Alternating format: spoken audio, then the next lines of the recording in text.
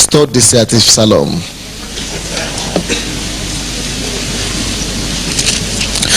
Я проповедую сегодня на теме, чтобы утвердиться на веки и веки. Чтобы утвердиться на веки. Утверждение на веки или чтобы утвердиться на веки. 7 и 8 стихи 110. До того, как мы будем читать это местописание, я просто хочу вам сказать предусловие. Все мы нуждаемся в том, чтобы Бог утвердил нас.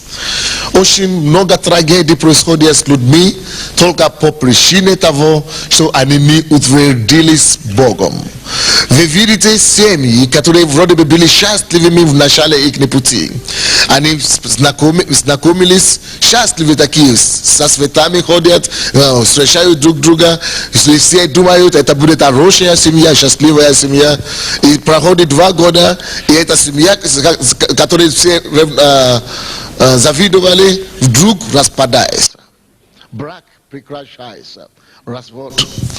Часто мы видим такие бизнесмены перспективные, которые начинают хорошо, они начинают свой бизнес, все хорошо, а потом где-то на дороге что-то не то распалось. Я уже видел бизнесменов, которые стали бомжами. Я уже видел бизнесменами, которые стали подпольщиками. Я уже видел бизнесменами, которые в депрессии, от страха, что их ищут, их убьют. Я уже видел всяких людей, которые были сначала высокими, но теперь низкие. Я увидел людей, которые сначала просветались, но теперь ничего у них не получается. Не потому что они плохие, но потому что их дела не были утверждены Богом. Но сегодня я хочу проповедовать, как народ Божий мы должны жить выше среднего. Мы должны знать, что Бог говорит нам. Ибо мы народ Божий, мы не должны быть лишены благодати и возможности утвердиться. Мы не должны быть лишены возможности жить хорошую жизнь. Почему мы имеем такой шанс? Почему мы имеем право на хорошую жизнь? Потому что Бог, Он автор жизни. Он наш Отец, Он наш Создатель. Он не просто наш Создатель, Он еще и наш руководитель, Спаситель и Господь, который ведет нас по жизни каждый день. Он спас нас, и мы общаемся с Ним. Но больше того, Бог, который знает жизнь, который создал жизнь, дал нам путеводитель по жизни. Путеводитель жизни, инструкции жизни есть Библия. Это то же самое, что недавно, допустим, на Новый год, церковь решила мне подарить магнитофон. Нет, не магнитофон, телевизор. Церковь мне подарил телевизор. Я никогда не видел такой телевизор. Хороший телевизор. Саню. Я видел где-то, но у меня никогда не было. Я знал, как подключать другие телевизоры. Но этот телевизор я не знал, как подключать. Что мне оставалось делать? Я открыл коробку, и я увидел там паспорт. Что там было написано в паспорте? Инструкции. Как эксплуатировать или как использовать телевизор, который мне подарили. Когда я читаю инструкцию, мне становится ясно, как влезть, куда, как что делать, как что подключать. И таким же образом я себе не сорву телевизор. Я не поршу твой телевизор, если я буду следовать инструкциям. Но если я буду полагаться на свои знания и на свои опыты предыдущих телевизоров, я могу наделать много вредного. То же самое, Бог есть автор жизни. Он понимает жизнь больше, чем любого из нас. Он знает. Почему? Потому что Он создал жизнь. Он также знает, что точно как такой же пример, как с телевизором, нам с вами необходимо знать или иметь инструкцию, паспорт жизни, чтобы мы могли следовать или исследовать Библии, считать это путеводитель жизни и следовать этим инструкциям. Он знает, что живя по этим инструкциям, которые написаны в Слове Божьем, что нам мене заблудимся здесь на земле. Нам будет легче жить, чем других людей. Когда я пришел к Богу, мне было 19 лет, но зато я жалел об одном, что почему так поздно пришел к Богу. Потому что я в 19 лет своей жизни жил без этой инструкции жизни. А если человек живет без инструкции, я наделал много ошибок. Но слава Богу, что лучше поздно, чем никогда. Теперь, благодаря Слову Божьему, благодаря Библии, я могу исправлять некоторые вещи, где я раньше заблуждался и ошибался. То же самое мы можем говорить о вас. Так что, слава Богу, что у вас есть Библия. И благодаря тому, что мы христиане, изучающие Библию, не только христиане, исповедующие Христа без Библии. Не просто христиане, исповедующие христианство без Христа. Мы есть христиане, которые хотят знать Бога, так как Бог говорит о самом себе. Не то, как кто-то рассказывает нам о Боге, но то, как Бог о себе говорит. Вот почему мы делаем ударение на Слово Божие. Лучше Бога никто нам не расскажет о Боге. Поэтому я говорю, что мы имеем привилегию изучать Библию, и поэтому, если мы будем следовать по этому слову, которое мы будем читать здесь, нам не придется совершать такие ошибки, которые совершали миру, и которые другие сейчас совершают без Христа Иисуса. Чтобы утвердиться навеки, что нам необходимо делать, чтобы наши дела утвердились. И не, было такого, что раньше, позавчера, допустим, или 2-3 года назад, у меня было все хорошо, хорошая работа, хороший автомобиль, хорошая дача, хорошая семья. А в этом году я снимаю квартиру, потому что у меня уже нету машины, нету дачи, нету семьи, и все распалось. Это не воля Божья. Бог не есть Бог разрушений, Бог не есть Бог уничтожения, Бог есть Бог созидания. Бог созидает. Поэтому, и когда эти вещи происходят с нами, очень часто Богу тоже неприятно видеть и наблюдать, как все это творится с нами. Бог не рад, что мы страдаем, потому что наши страдания не от Него, но от нашего невежества в Слове Божьем. Потому что мы не знаем то, что Он говорит, а Он так переживает. И говорит: Боже мой, почему они так лишатся все блага, которые я хочу дать им? У меня все написано в инструкции, все написано в Библии, чего они не изучают. Мы говорим: я пытался изучать Библию пару раз, я не понимал ничего, я сбросил. Поэтому есть церковь, поэтому я говорю: ходите в церковь, где могут разъяснять вам Библию, чтобы те, которые старше вас в Боге, могли сказать вам, как жить по инструкции Библии. Чтобы утвердиться навеки.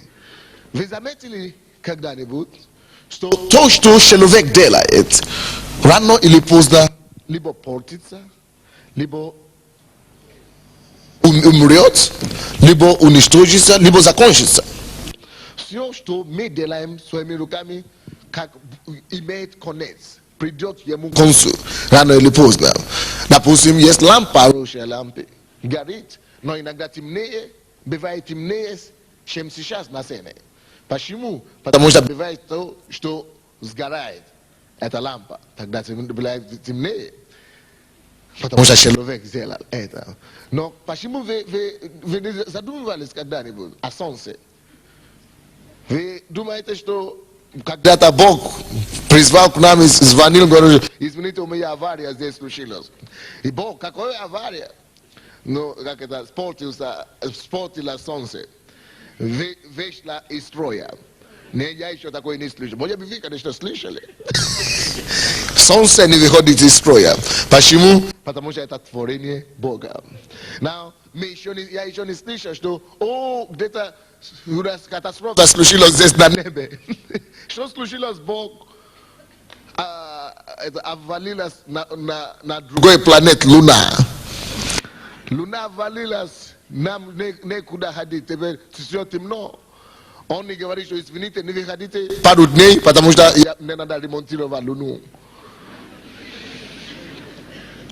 Братья и сестры, то, что Бог делает, она утверждает, они навеки. Все то, что Бог не делает ничего временное. Это то, что мы делаем. Мы являемся как луч среди света. А Бог делает свет. Он делает день. Он делает все ярко. Это не просто луч. Это не просто какой-то, ну, как растение. Или цветок, роза, который сегодня прекрасно выглядит, цветет. А потом через пару дней, это же роза, это же растение, которое цветет, через пару дней засыхает. Уже нету ей ни вида, ни величия. А потом люди выбрасывают розу. Представляете, люди выбрасывают розу.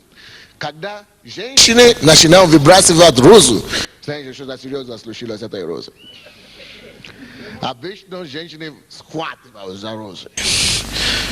Но чтобы когда они начинают выбрасывать розы, значит она засохла. Правильно? Потому что теперь она уже никуда не годная. Потому что Бог не хочет, чтобы твоя жизнь была вот подобное. Бог не хочет, чтобы то, что ты делаешь, было что-то вот подобное. Бог хочет, чтобы твоя жизнь... Никогда там не плачу от бессилия по ночам. Там все... Бог хочет, чтобы навеки была утверждена твоя жизнь. То есть, даже если ты умрешь, чтобы твоя жизнь продолжала принести людям благословение даже после твоей смерти. Но вы видите, что это возможно? Я живу такую жизнь на основании Слова Божьего, и я рассчитываю на то, что даже если я умру, я хочу сеять любовь в людях.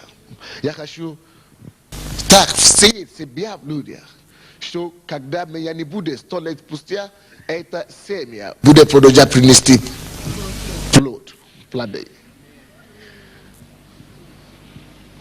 И это то, что Бог хочет.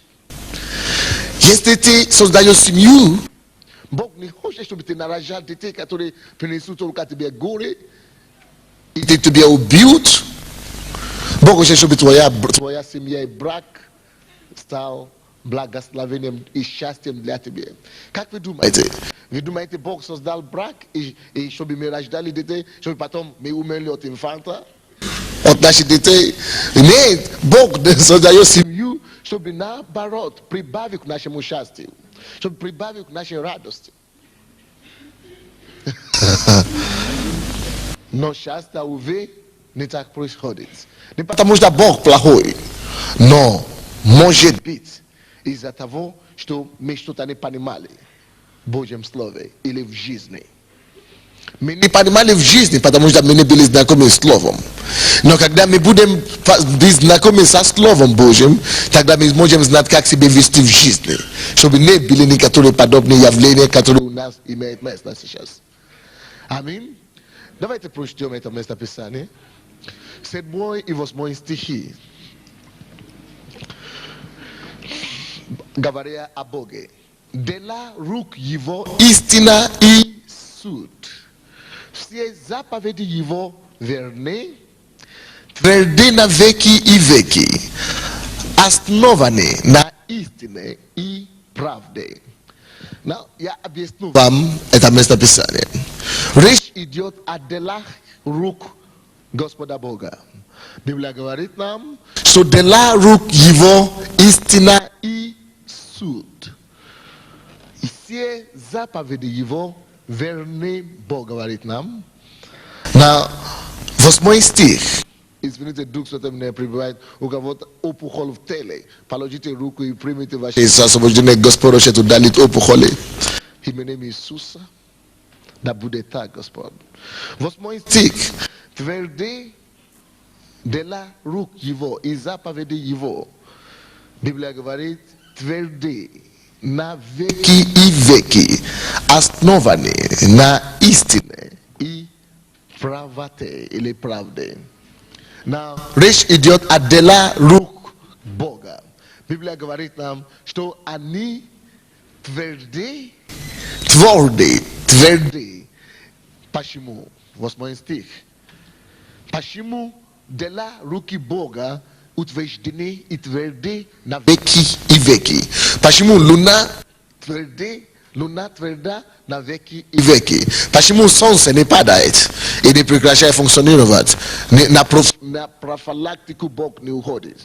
Почему? Потому что 8 стих говорит нам, что дела его рук тверды из-за чего?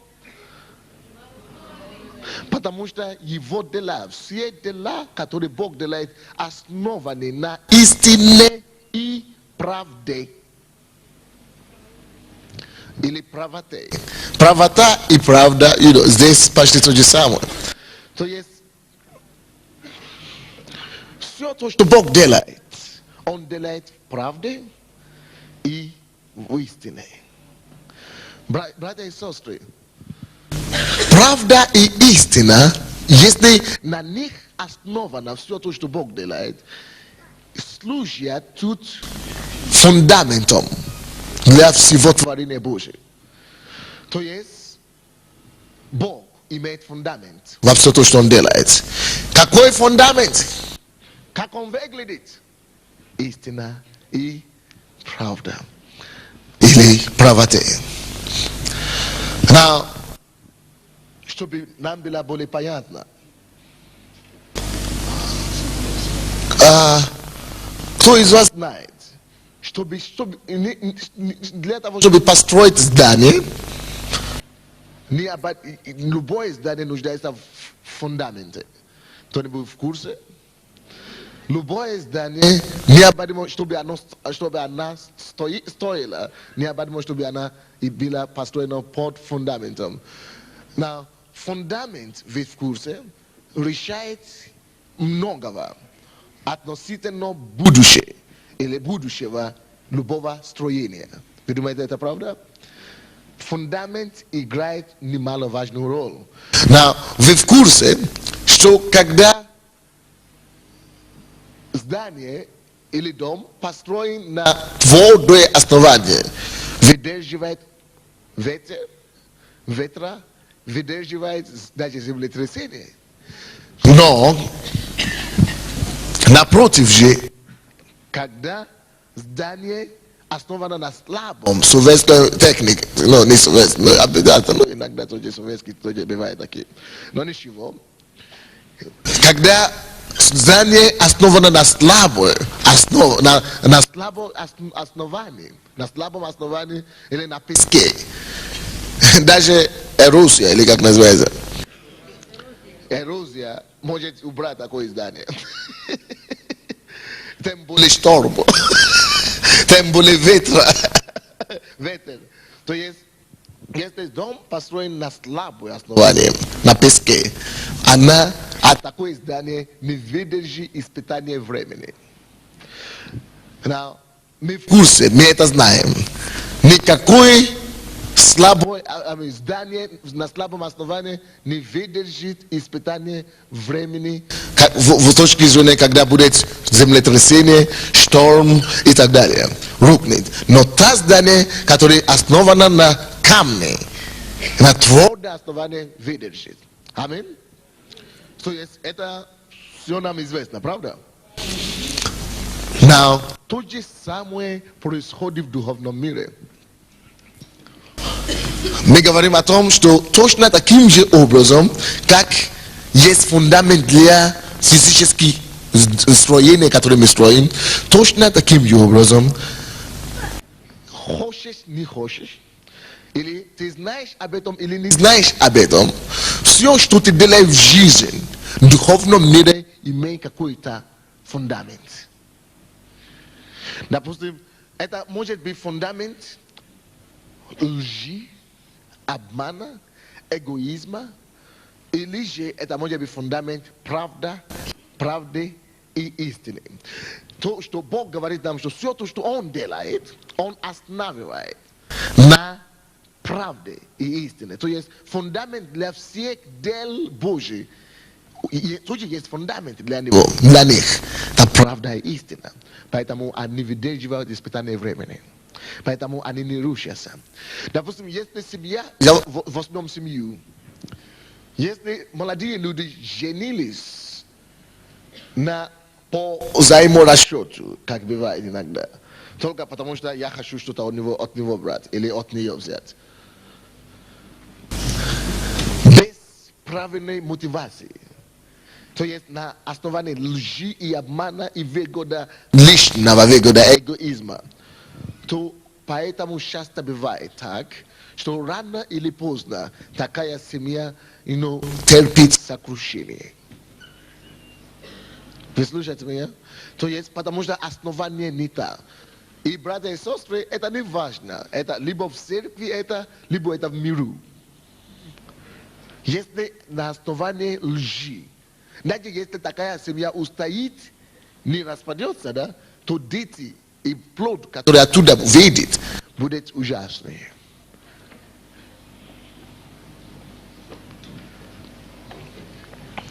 Допустим, Библия говорит молодым людям, которые не женаты, мы думаем, что это очень старомодная такая заповедь.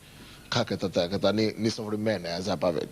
Что ложа должна быть непорочная и чистая перед браком. Это значит, молодые люди не должны жить вместе. Вы знаете, как люди сейчас гуляют? Просто я имею девушку, у меня девушка, у меня парень. И они начинают жить вместе сексуальную жизнь. Библия говорит, что это грех, это называется блуд. И, допустим, мы думаем, это старомодный Бог, несовременный. Это ты так думаешь. Но на самом деле Бог очень современный. Он защищает тебя. Он не ради себя это делает. Он не ревнует твою жену или твою девушку. Это будет все равно твоя девушка. Это будет все равно твой парень.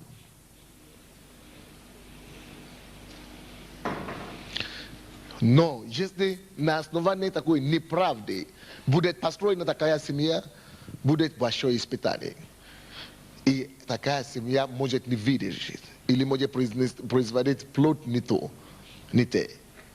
Когда я познакомился с моей женой, сейчас она была невестой, тогда я сказал, я так любил ее, и люблю ее, что я думал, кого я больше люблю, ее или Бог. И, вы знаете, я думал, я готов прямо сейчас жить с ней. Так, моя плоть так говорит. И я сказал, я люблю тебя, я готов прямо сейчас, чтобы... Я сказал, давай выйди за меня прямо сейчас. Но пойми, я не могу это делать, как бы не хотелось. Почему? Потому что Бог говорит. Ложь да будет пуста. Я знаю, что это ради нас. Я лучше дожду первую ночь. И у тех, которые живут до этого, не бывает первую ночь. Они уже несколько ночей до этого, поэтому уже не живут до первого. И мы жили, мы встречались около года, и Бог благословил семью. Ты ничего не теряешь, чтобы просто подождать. Хотя дьявол тебя будет говорить, дурак, давай, гони.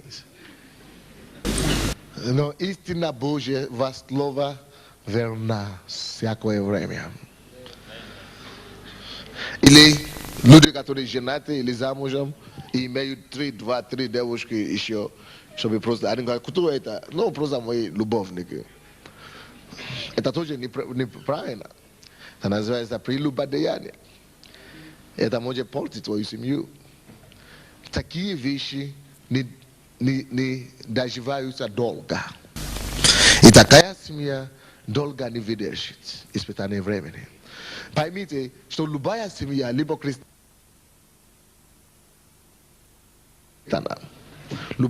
любое дело вообще. Вы знаете, вы в курсе, что в Киеве, допустим, есть здания, разные здания и дома, в курсе, что когда ветер идет на Киев, это дует на каждый дом. Не дует специально только на дома, которые построены на камне, или только на дома, которые на слабом основании. То есть, то же самое в духовном мире, на все то, что мы делаем. Если это семья, допустим, на каждую семью, это не важно, семья верующая или неверующая, будет испытание. На каждой семье будет, на каждый брак будет свое испытание. То есть ветер будет дуть на землетрясение будет. Но разница в том, какая построена на камне и какая построена на песке. И вы увидите, какой устоит, какой не устоит. Вы понимаете? И то же самое в бизнесе. Если мы возьмем бизнес, допустим, есть некоторые бизнесмены, которые думают, я умнее все остальные вокруг меня дураки, я единственный гений. И что они делают? Они обманывают все. Они говорят, я знаю, как дурить людей. Слушай, я могу вам сказать на основании слова Божьего, что если человек даже заработал миллиарды долларов, на основании обмана, слушайте, братья, передайте им. Напишите мои слова. Возьмите эти слова из моих уст. Напишите. Не важно, сколько миллиардов долларов человек заработал на основании лжи. Я могу гарантировать вам, что рано или поздно он потеряет все. Рано или... Потому что навеки утверждены и длятся только то, что построено на правде и истине. И ты скажешь, ну я знал мои соседи. Они уже, я 10 лет знаю, 20 лет. Они дурят люди, как дурили люди 10 лет, они так и дурят. И хорошо живут, лучше всех. Ты думаешь, что почему Бог их не наказывает? Почему Бог не наказывает, не собирает? Слушай, ты думаешь, 10 лет знаешь игра, или сколько, 20? Это еще не срок. Я сказал, рано или поздно. Ты понимаешь, что перед Богом 1000 лет это как один день. Так что рано или поздно обозначает на самом деле рано или поздно. Это может быть щедрый, потому что 10 лет или 20 лет это как час перед Богом. Это еще не срок. Но рано или поздно дети таких людей станут и бомжами, и дворниками.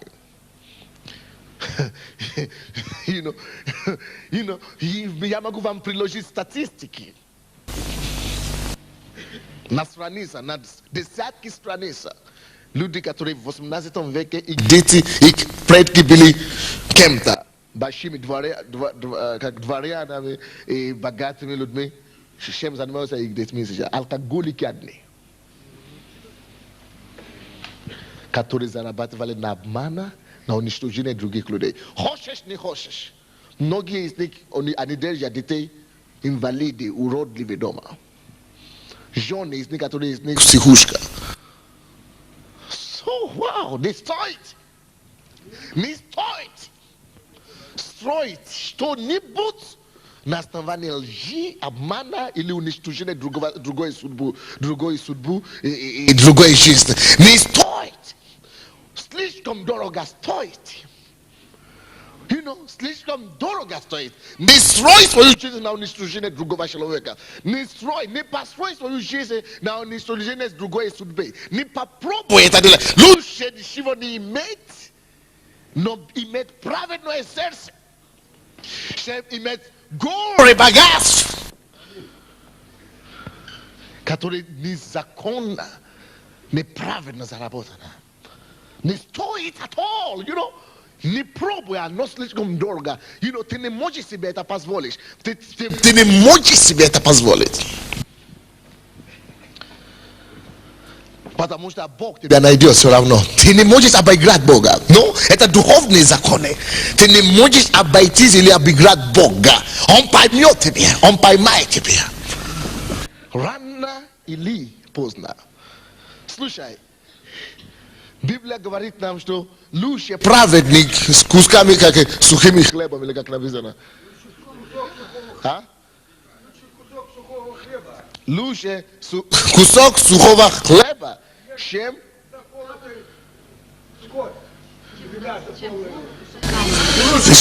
богатство, много богатства. Лучше сухой хлеб, кусок сухого хлеба, чем двор мяса. Лучше, братья и сестры. Дорогой мой, скажите мне, где находятся сегодня люди, которые правили Украиной и Советский Союз 10 лет, 15 лет тому назад, эти мафии, эти все. И вы думаете, что мафия всегда есть? Да. Но те, которые были 10 лет тому назад, 5 лет тому назад, где они находятся сейчас? Либо их уже все, они уже застрелили друг друга, либо их уже посадили в тюрьму, либо некоторые просто убежали куда-то, семья или повесились, или просто в аварии попали, извините. Где они? Даже если они в Верховном Совете сейчас, вы посмотрите, где они будут завтра. Некоторые не будут лежать с спидом, с раком, с инвалидом. Может быть, тогда мы думали, мы завидовали их. Теперь они тебя будут завидовать. Лучше праведный не чем богатый неправедным сердцем. Не стоит, братья и сестры. Слушай, будь доволен тем, что Бог тебя спасен. Дорожи это Божьего. Я знаю миллионеров и миллиардеров, которые имеют деньги как сумасшедшие, но не могут спать ночью без таблетки. Не могут спать ночью. Я знаю люди, которые имеют деньги, как хочешь, здесь на Украине, которые не могут ходить по улице, как хотят. Не могут ходить. Потому что страх. А страх это тоже наркотики свои. Уничтожает их. Просто съедает их. Их дети не могут даже находиться на Украине на каникуле. Потому что только то, что основано на правде и истине, выдержит испытание времени. Братья и сестры, мы с вами жили в миру, мы нас делали много ошибок. Но это не простительно. Продолжать делать такие ошибки теперь, когда ты уже пришел в церковь. Держись за Богом зубами и ногами, держись за Слово Божие, пускай Он станет путеводителем твоей жизни. Не стоит. Не стоит. Лучше иметь спокойное сердце, спокойную жизнь, чем в дворце без покоя. Аминь. Поэтому дела Божьи утверждены на веки и веки. Почему? По простой причине. Потому что они основаны на правде и истине. Вы хотите быть как Бог в этом отношении? Вы хотите подражать Бога? Не хотите. Я хочу.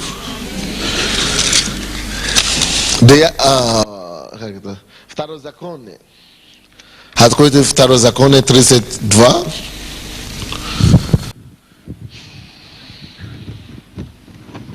Второзаконие 32. 4 стих.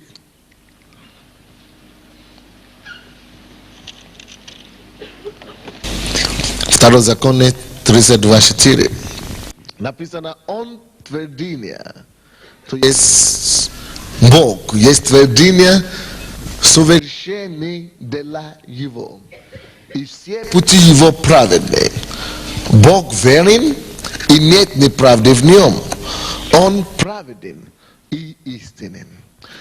Отметьте себе первое слово там. Он твердыня. Слушайте, братья. Не нужно Бога утвердить. Он сам есть твердыня. И причина, почему он есть твердыня. Видите, в этом стихе двоеточие идет. Это он твердыня. Почему? Потому что совершенны дела его. И потому что все пути его праведны. Все его дела и пути основаны на правде. Бог верен, вся его он верен. И нет неправды в нем. Нет неправды в нем. Это значит на истине.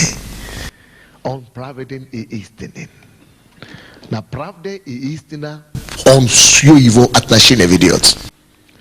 Если ты такой разумный очень, что ты любишь обманывать людей. Вы знаете, есть такие люди, которые они просто любят обманывать. То есть, ну, их отношения не чистые. Взаимоотношения неправильные. То есть они любят обманывать других людей. Слушай, у тебя нет будущего. Если у тебя такое жизнь. Нет будущего. Твоя жизнь, твои отношения с людьми, пускай они будут основаны на правде и истине. Вот то, что утверждает человека. Это то, что тебя утвердит тоже. Скажи соседу, ты нуждаешься в Божьем утверждении.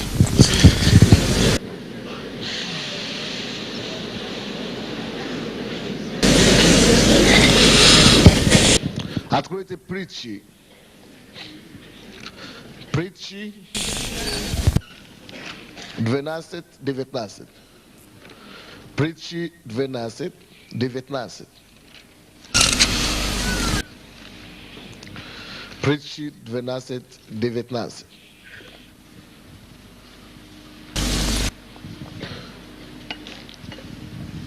12:19.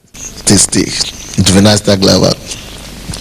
Уста правдивые вечно пребывают, а лживый язык только на мгновение. Ничего не поделаешь. Ты любишь обманывать людей, ты думаешь, что ты крутой, ты разумнее, чем все. А я такой. Уста лживые. Написано, на мгновение. Ты можешь... Есть одна такая пословица или поговорка на английском, что ты можешь обманывать людей, всех людей, некоторое время, несколько времени. Но ты не можешь обманывать всех людей во все время. То есть ты не можешь обманывать всех все время. Ты можешь обманывать всех несколько времени. Но ты не можешь обманывать всех все время. Ты можешь обманывать людей или всех какое-то время. Но это мгновение. Это до какой-то поры. Ты можешь жить неправдой до какой-то поры. В твоем бизнесе приведи себя в порядок, чтобы иметь фундамент истины и правды. Твои семейные отношения с твоим мужем или своей женой, построй, имей базу истины и правды. Твои бизнес, деловые отношения или гражданское отношение, пускай она будет основана на правде и на истине. Это тебе поможет и избавит от некоторых неприятностей. Почему? Какая большая проблема и опасность там? Нету долговечности. В лжи. Ты не можешь жить долго. Почему эти ребята мафиозники, эти крутые, которые говорят, бандиты, они в основном умирают рано. Либо убьют друг друга, либо аварию какую-то попадут, либо несчастный случай какой-то. Потому что их дела основаны на правоте и правде, и истине. Но написано правдивые же наоборот языки утверждены на веки. Пребывают на веки. Откройте еще. Так, откройте Евангелие от Иоанна. От Иоанна 18:37. Евангелие от Иоанна 18 глава, 37 стих.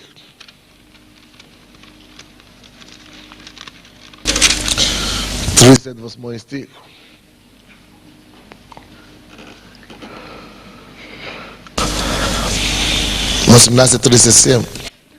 Пилат сказал ему, Иисус сказал Пилат: итак, ты царь? Иисус отвечал: ты говоришь, что я царь? Да. То есть, я на то родился и на то пришел в мир, чтобы свидетельствовать об истине. Всякий, кто от истины слушает глаза или голоса моего. Now, отметьте себя, что Иисус говорил. Его хотели распять и убить, и его но Пилат хотел его простить, только чтобы он отрицал, что он не есть царь. Но он говорит: ты сказал? Да. Так оно и есть. А потом начал говорить о его миссии.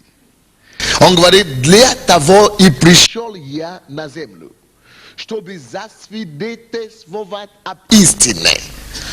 Слушай, братья и сестры, Иисус может только засвидетельствовать на те дела в твоей жизни, которые основаны на истине, на правде. Иисус, что значит свидетельствовать? Это значит, он дает свое согласие, он дает свое благословение. То есть Иисус здесь на земле сейчас и свидетельствует некоторым делам. Иисус, допустим, когда мы приходим к Богу первый раз, чтобы покаяться, Иисус видит и смотрит только на сердце. Когда, как только что он увидит, что сердце по истине, что искреннее покаяние, он приходит и мы возрождаемся. Тогда мы только становимся новыми творениями. Получили возрождение, потому что есть только по правде. Поэтому очень многие люди выходят на сцену, плачут, каются, молятся так, и уходят невозрожденные. Но сердце, которое будет возрожденное, которому Иисус будет свидетельствовать, только то, которое будет по истине, действительно жалеть и возжалеть, и возжелать этого. И Бог, меня-то можно обмануть, но его-то не обманешь никак, он-то не ошибется. Когда он увидит правду, он придет и засвидетельствует. И точно такой же принцип работает в твоей жизни. Все то, что ты делаешь, в твоем бизнесе, в твоем хозяйстве, в твоей семье, когда ты поступаешь по истине, Бог приходит, чтобы благословить. Потому что он говорит: для всего пришел Сын человеческий в мир, чтобы засвидетельствовать истине. Ты не можешь засунуть ему ложь, чтобы он засвидетельствовал лжи. Никак не засунешь ему обман. Ты можешь меня обманывать, пожалуйста, на здоровье. Ты украл у меня деньги, чтобы пастор думал, что я самый верный человек в церкви. Конечно, пожалуйста, конечно, грамма туда я тебе дам. Но его-то уже никак не получишься. К сожалению, не обыграешь его. Добрый пожаловать в реальность духовного мира. Шаката маракаса лара бакатая лара. Он тебе только будет свидетельствовать истине. Только те вещи, которые соответствуют истине. Остальные твои лжи, твои коварства, твои самые. Как бы ты ни старался, можешь молиться как хочешь, плакать, делать вид. Он ждет, пока не будет истина. Вот это он утвердит.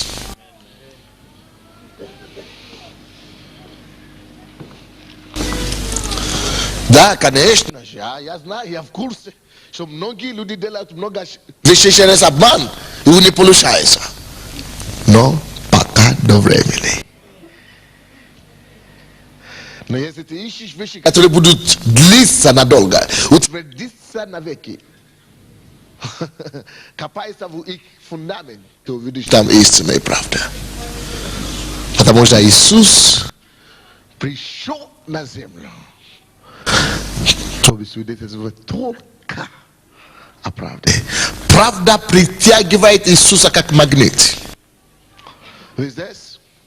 Я говорю, правда притягивает Иисуса как магнит. И он не может обойти или пройти мимо правды, мимо истины. Он благословит и засвидетельствует.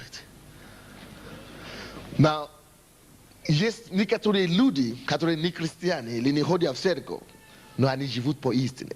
Бизнесмены, они строго по принципам, по истине. И ты видишь, они же не верующие, но Бог благословляет, потому что Бог не может пренебрегать истину. Он засвидетельствует. Принцип работает для них, хотя они умрут и пойдут в ад. Но принцип этот работает для них.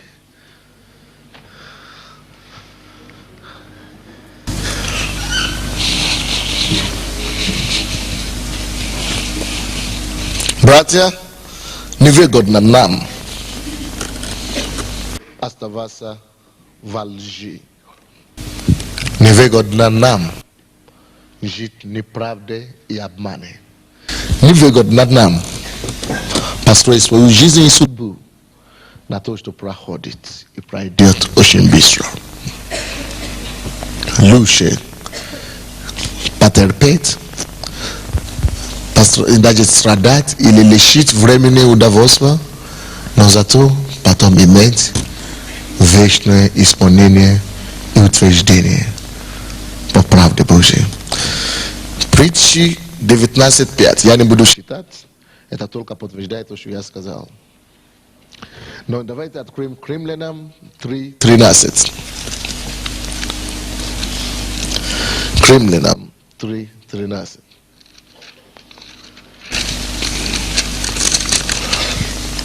Потому что лживые люди, они не могут избегать, они не избегнут судья Божий. Рано или поздно, ты не избегнешь судья Божий. Бог все равно достигнет и поймет тебя. 3:13. Гортань их открытый гроб. У кого? У лживых людей. Гортань их открытый гроб. Языком своим обманывают. Яд аспидов на губах их. Они думают поставить яд другим людям. Они портят жизнь других людей, но этим же ядом они умрут рано или поздно. Этим же, потому что гортань их уже открытый гроб. Они сами умрут, покорны себе. Люди, которые живут во лжи. Неправда и лжи за то же самое, что поставить себя змей под кровати, под одеялом. Ты можешь не проснуться. Ты можешь, или ты проснешься, но надолго не будет. Однажды змей проснется, что есть добыча у него возле гортани. Исайя 54:14 говорит нам: ты утвердися правдою.